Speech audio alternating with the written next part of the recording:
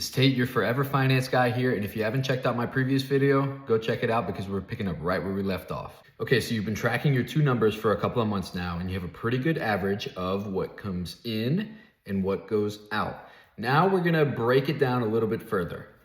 We're gonna focus on what goes out. And we're gonna focus on what goes out because what hits your account will typically be the same every month unless you work, a commission-based job or something like that. But if you're working hourly or on salary, what hits your bank account every month will be about the same. What will vary much more is your expenses because no month is the same, right? And we're gonna break those expenses down into two categories. We have our fixed expenses and our variable expenses. Okay, so here's the list of our fixed expenses. So we have debt minimum payments, rent/mortgage, subscriptions, utilities, insurance, childcare, medical, telecommunications, that's just phone and Wi-Fi, pets, donations like tithing, and other.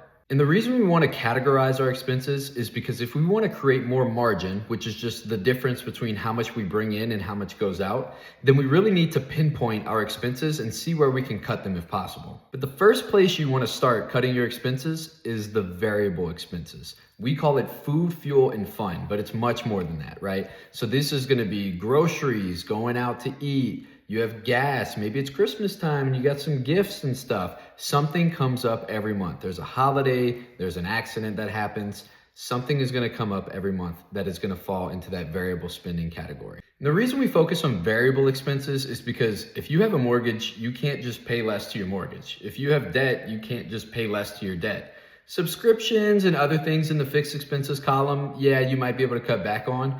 But really beginning in the variable expenses category is where you'll be able to make the most progress. And some examples of cutting back on the variable spending could be maybe you meal prep instead of going out to eat. Maybe you don't buy the new clothes and you thrift instead. Little things like that add up over time and it'll really help you to create more margin in your monthly budget. Okay, you've done it.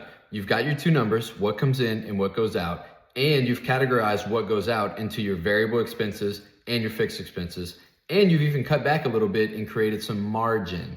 Next video, we're gonna talk about what to do with that margin. And I'll be making a bunch of other videos after that, including how to make a very detailed budget, how to budget as a newlywed couple, and a bunch more. But for now, if you have any questions, comment them down below. And if you have any specific questions that you maybe want me to make a video about, email me at edutate.me@gmail.com and I'll make a video about it.